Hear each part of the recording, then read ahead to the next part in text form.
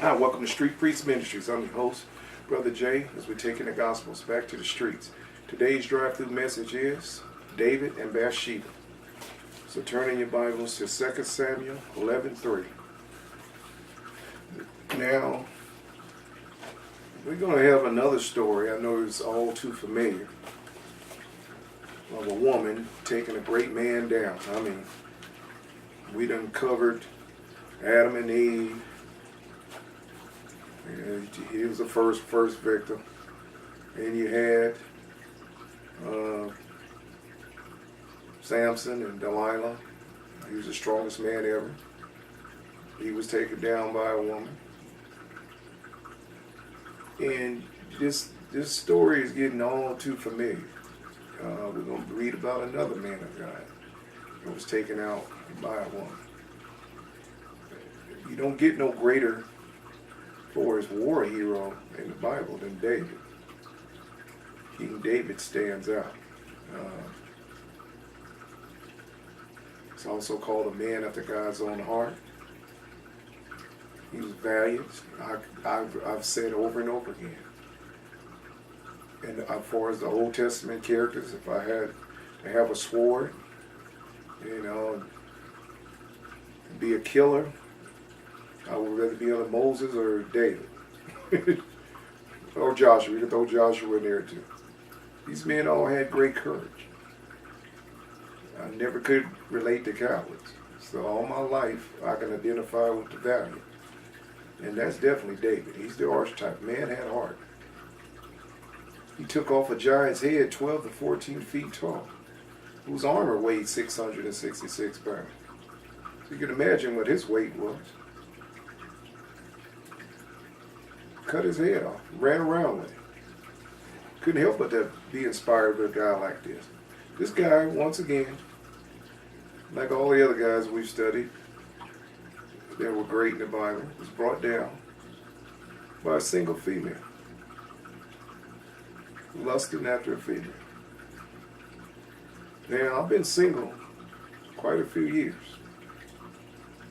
divorced, all that. And it's in my personal experience. Being single is much harder for the devil to get to me as when I was with my exes. He always goes for the weakest link in the chain. That's why I've been very reluctant. Honestly, I wouldn't even have a ministry today if I wasn't single. It would have never materialized. It would have never got off the ground with the women I was with in the past. It was just too many distractions.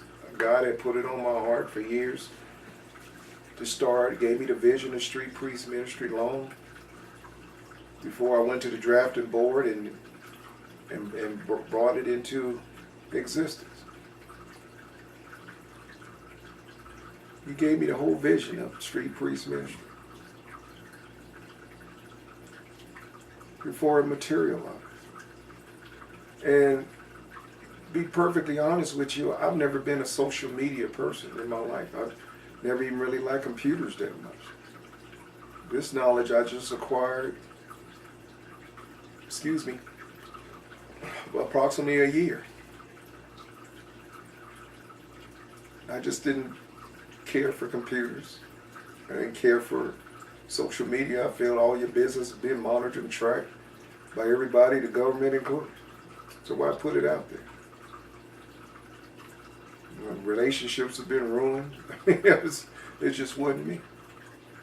But this is the medium God chose for me. Now, you can always tell a cross that God put you on because it's the very thing you do not want to do or the route you do not want to go. Study the Bible. All the men of God resisted the way God wanted to live. They thought that was not the way. From Abraham all the way to Paul. He didn't want to go to Rome in chains, thrown in a 19-foot cistern underground. That wasn't his ideal way of going to Rome. He wanted to take a cruise ship. But this is where God puts you. And we're going to read about a great man of God. And like I said, women could be, you got godly women in the Bible. And we're going to get around to studying some of the godly women in the Bible.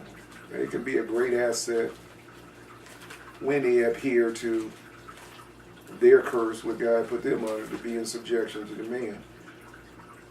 Well, we just taught on that. You get the video Adam and Eve. I'm not going to go into that, but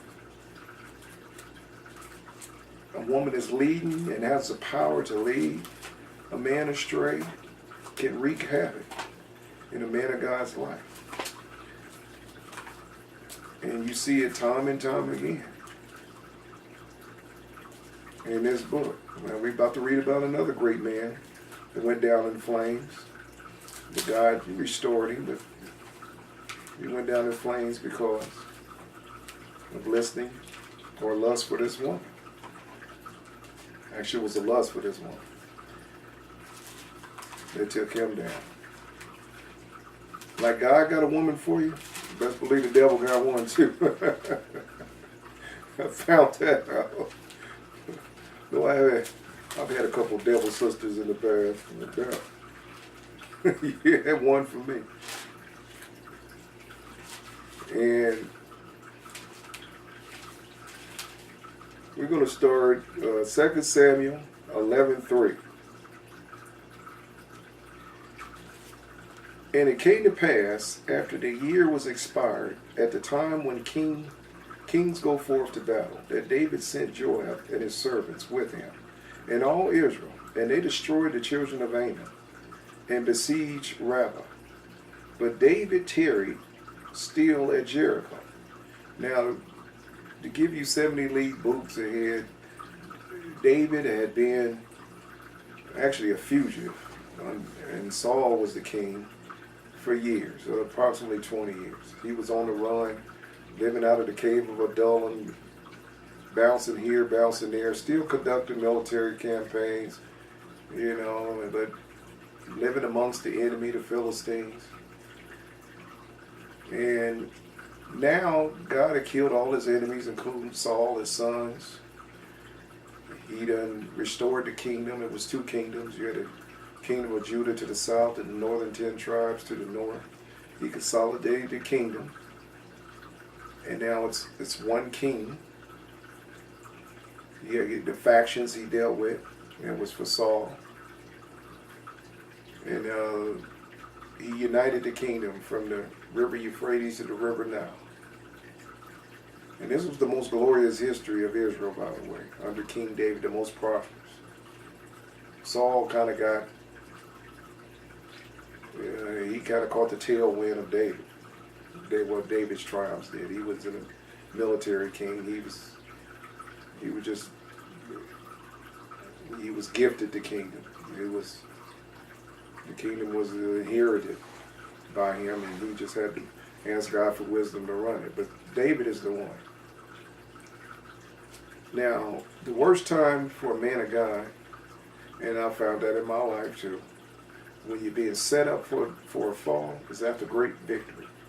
After God gives you a great victory, look out. Here comes Satan to immediately spoil it for you. So the word I can really use is appropriate. To leave a better taste in your mouth. So here David is. He's triumphant. He done dotted his I's and crossed his T's. By the way, get the video. I can't help but to plug this one. David versus Saul. Saul versus David, excuse me. Saul versus David. And you can see the contrast between David and Saul as far as dotting I's and crossing his T's. When God gave him an order, a command, he was very disciplined. He followed. And that's what made God happy. Whereas the religious rebel Saul did what he wanted to do. I. Anyway, and it came to pass in the eventide that David arose from off his bed and walked upon the roof of the king's house. Now David was also famous for being a nudist too. He would sometimes go up on that rooftop, take his clothes off and do what's called the sacred dance to Yahweh, to Jehovah. He would do his sacred dance sometimes in the nude. Matter of fact, one time his ex-wife, he got rid of that one. Milka, I believe his name was she caught him dancing in the nude and cursed him. And God cursed her. And David divorced her. And David arose from off his bed and walked up on the roof of the king's house.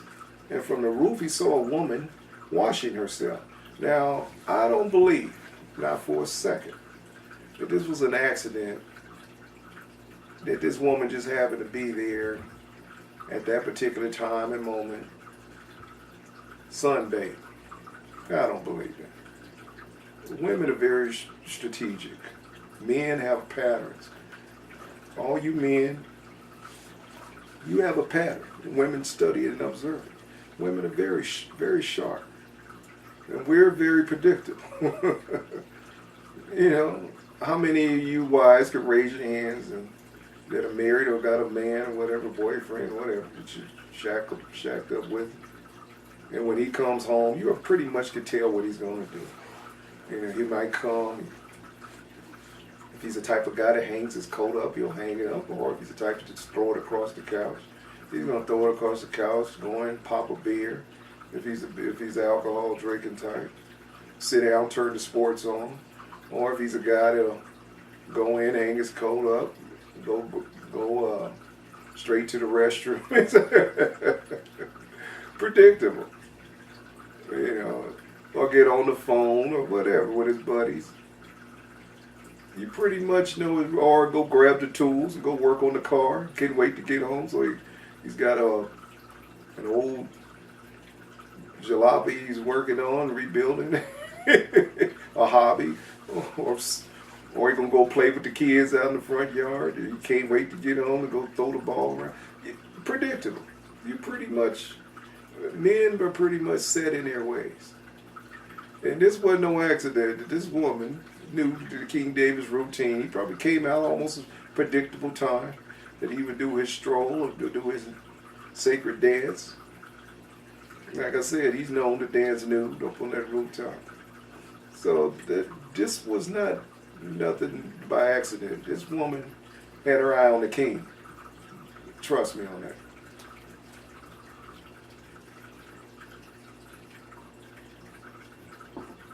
We're going to start over. Verse 11:2. And it came to pass in the evening tide that David arose from off his bed and walked up on the roof of the king's house. And from the roof he saw a woman washing herself. And the woman was very beautiful to look at. I'm sure she was. I mean, Magilla Gorilla wouldn't get his attention. And David sent and inquired after the woman. Man, she fine. Who's that? And one said, is this not Bathsheba, the daughter of Elam? You're up and got the 411 on this one. The wife of Uriah the Hittite. And David sent messengers and took her. David gangster with it. You're going to take him a wife. Now, he was told this is a man's wife. Keep that in mind. Didn't stop David. He steamrolled right over and kept going. Said, give me this woman. And David sent messengers and took her. And she came into him. She showed him put up a resistance. Hey, I'm married, man. I'm married. I got a husband. No, she was plotting and scheming. She's just as guilty as David. She knew what she was doing. See, women choose men. They have their choosing shoes on. That's street priest language for some of y'all in the know. Women have their choosing shoes on. They choose you. They know they're going to give you something long before you think you're going to get something, man. You don't fool yourself. Thinking you can mac and talk a woman out of something. No. She already had her eye on you. And she know what she's going to do before you are thinking about it. Believe that. And David sent messengers and took her, and she came unto him, and he lay with her. There wasn't much resistance, for she was purified from her uncleanness. Yeah, she just took a big old hot bath, on a sun bath on the rooftop. It's already clean, ready to go. Ready to rock and roll. Oh, and her cleanness, and she returned unto her house. So after the period, she had to do this little ritualistic bath, which she did, and that's the, right after that is the time you're susceptible to get pregnant, as others. And the woman conceived. I think that was planned too. Better to have a king's baby than an ordinary working man's baby, wouldn't you say so? Huh? How many women like to have a baby by, if he was single, by Donald Trump, the president? Have the president's baby. Well, this woman was plotting and scheming. Imagine the king could pay a whole wallop in child support. And the woman conceived and sent and told David and said, I am with child. She knew what she was doing. And David sent to Joab, saying, send me Uriah the Hittite. And Joab went to Uriah. Joab sent Uriah to David. And when Uriah was come unto him, David demanded of him how Joab did, and how the people did, and how the war prospered. And David said to Uriah, go down to thy house, and wash thy feet. And Uriah departed out of the king's house, and there followed him a mess of meat from the king. So he's trying to tell him, go home, man, take a break. He's a soldier. So you're going to take a break from war here, go home and have a conjugal visit with your wife, because he knew she was pregnant. So figure if he go up in her right after David went up in her, that that time sequence thing could get a little cloudy there, and he'll think it's his baby. That'll solve that problem. See, David's scheming.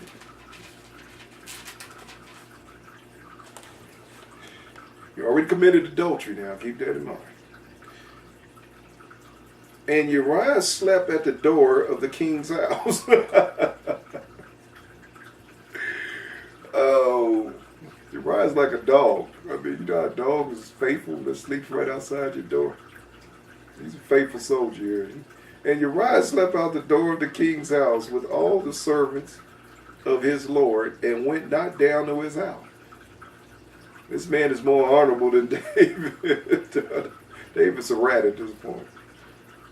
This man, he said, how could I go home and make love to my wife and we're in the heat of battle?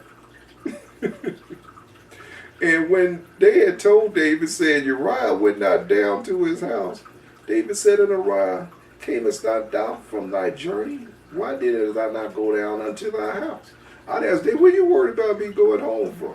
What do you want me to go home? So, pardon me, king. You have to be careful how you address the king. You can lose your head, but I would say it nicely. I said, well, king, it seemed like you're really concerned about me and my wife lately.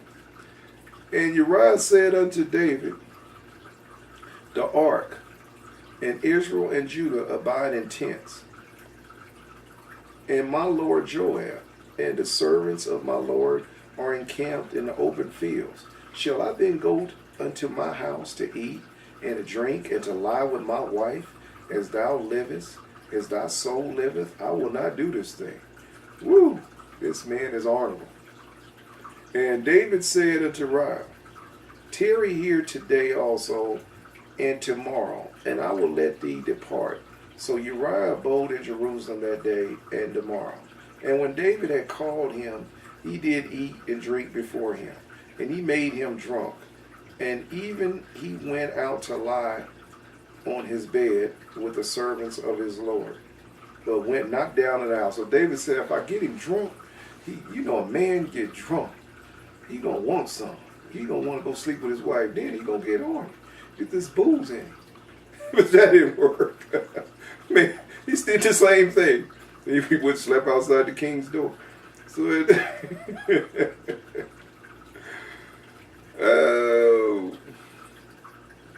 and when David had called him, he did eat and drink before him, and he made him drunk. Like I read it. And verse 14, and it came to pass in the morning that David wrote a letter to Joab, and sent it by the hand of Uriah. And he wrote in the letter, saying, set ye Uriah in the forefront of the hottest battle, and retire ye from him, that he may be smitten and die. So he's going to put him in the hottest place of the war, wherever the war is the hottest. He's going to send him to Iwo Jima. He's going to send him in the hottest place of battle. Then he said, y'all back up. Don't give no support. In other words, y'all just let him go out there pretty much fend for himself. He ain't got no much backup. He ain't got no cover fire. You guys don't give no cover fire. Let him get out there and fend for himself. So basically, he's sending the man on a suicide mission. Actually, he's sending the man to die, so he's guilty of murder. That's how God looked at it. He's actually sending this man to die. Because he's saying, this guy is so straight-laced, I can't do nothing with him but kill him. David gangster with it. David says, this guy is so straight-laced, I have no choice. He won't sleep with his wife. I'm trying to cover my tracks here. He won't let me. And we can't get the scandal now. The scandal can't get out about the king now. The king's reputation is at stake here. And he wrote in a letter saying, set Uriah in the forefront of the hottest battle, and retire ye from him, that he may be smitten and die. See? That's murder. David's guilty of murder. Now he went from adultery to murder.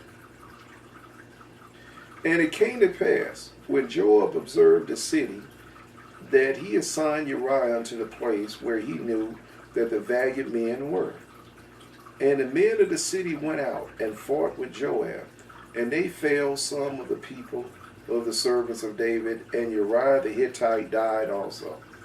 So, mission accomplished. We got him dead. Then Joab sent and told David all the things concerning the war, and charged the messenger, saying, when thou hast made an end of things, telling the matters of the war unto the king, and if it so be that the king's wrath arise, and he say unto thee, wherefore approachest ye so nigh unto the city when ye did fight? Knew ye not that they would shoot from the wall? Who smote Amalek, the son of Jeroboam? Did not a woman cast a piece of millstone upon him from the wall, that he died in Thebez? Why went ye nigh the wall? Then say thou, thy servant Uriah the Hittite is dead also. So the messenger went and came and showed David all that Joab had sent him for. And the messenger said unto David, surely the men prevailed against us, and came out unto us unto the field. And we were up on them even unto the entering of the gate. And the shooters shot from off the wall upon the servants, and some of the king's servants be dead, and thy servant Uriah the Hittite is dead also. So they had their little code going, so he knew, mission accomplished. He got rid of Uriah the Hittite. Then David said unto the messenger, thus shalt thou say unto Joab, let not this thing displease thee, for the sword devour one as well as another. Make thy battle more strong against the city, and overthrow it, and encourage thou him. So, okay, now time to go ahead and kill them all. We had pulled back, so missions accomplished. We wanted Uriah dead. Now you go take the city. And when the wife of Uriah heard that Uriah, her husband, was dead, she mourned for her husband. Oh, really? And when the morning was past, I'm sure it was a few hours, I don't think it was more than that, And when the morning was past, David sent and fetched her to his house.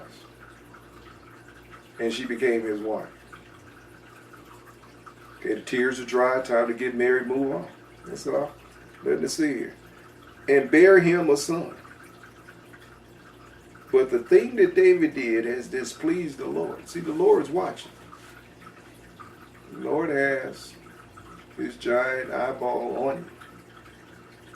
He's watching. He sees everything you do.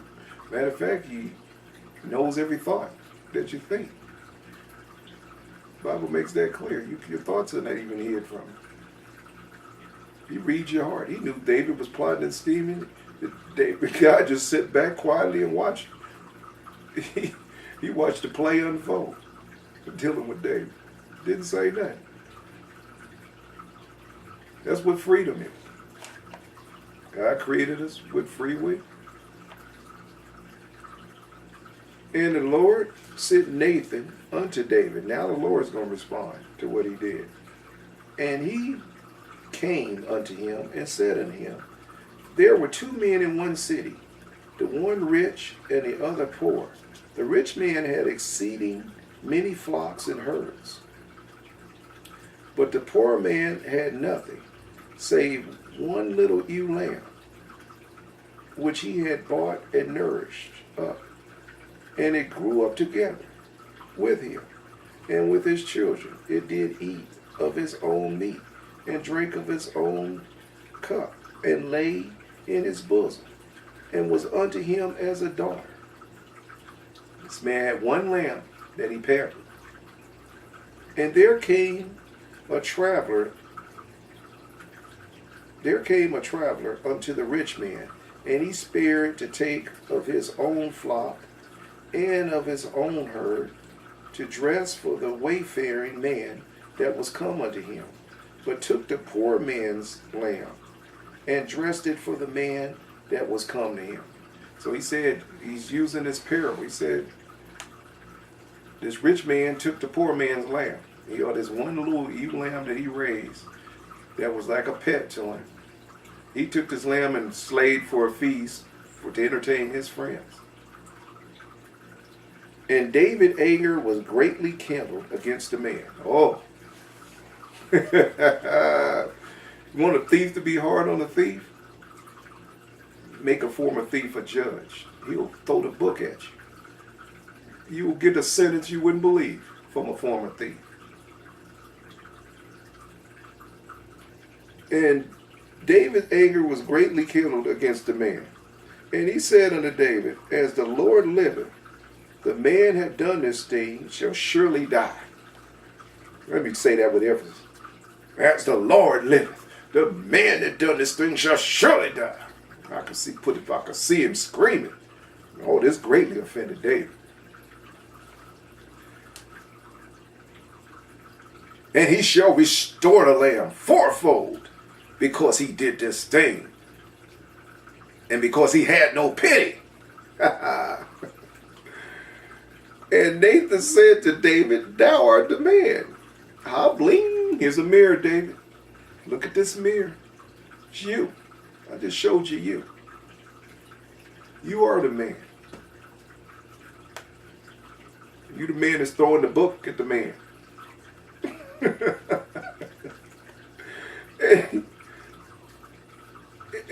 And Nathan said unto David, this is verse 7, 12:7, 2 Samuel 12:7. And Nathan said unto David, thou art the man. Thus saith the Lord God of Israel, I anointed thee king over all Israel, and delivered thee out of the hand of Saul. See, God always takes you back to your humble beginnings. When your head gets fat, and you overstep your boundaries, your line that God drew, and you think you can do anything and get away with it. And there's God to check. I could say it, there's God to check your ass. It's God to check you. Here's God checking the king. Hold up, king. I made you king. God actually makes, God's the king maker for all the men around the earth. The Bible made it clear. He sets up kings and takes down kingdoms. He sets up thrones and takes down thrones. But man forgets that. And I gave thee thy master's house and thy master's wives. I already gave you plenty of women. You had plenty of women. And I gave thee thy master's house and thy master's wives unto thy bosom, and gave thee the house of Israel and Judah. And as king, you can have any single free woman you want. You can't go around taking married women. That's what the heathen do.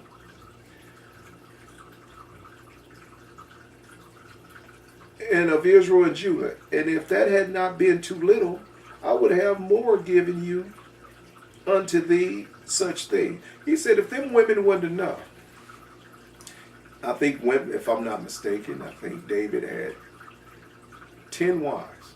Not sure, but I think I'm close. So he said he had a harem. He had a harem. He said he would have had more wives. Good. It's good to be king. Some of you guys sitting out there. It's good to be king. 10 wives. Oh goodness, gracious. That'd be 10 more problems. But anyway, 10 headaches. But his son that came after him, he had 700 wives and 300 concubines. Imagine his juggling act. It's good to be king. Wherefore hast thou despised the commandment of the Lord to do evil in his sight? Thou hast killed Uriah the Hittite with the sword. See, God charged him with the death. He didn't go for that old setup, knockdown routine that David had in his head. Oh, would make it look like an accident, a cover-up. He's telling them point blank, you killed him. It was your order to send him out there. Be no more if I hired a hitman to kill somebody. The system is looking at me as the culprit, more than the killer that was hired. I can get more time. I can get capital punishment in some states. Why, he'll get off with a few years. They'll throw the key away at me. So that's how God's looking at it. You ordered the hit, man.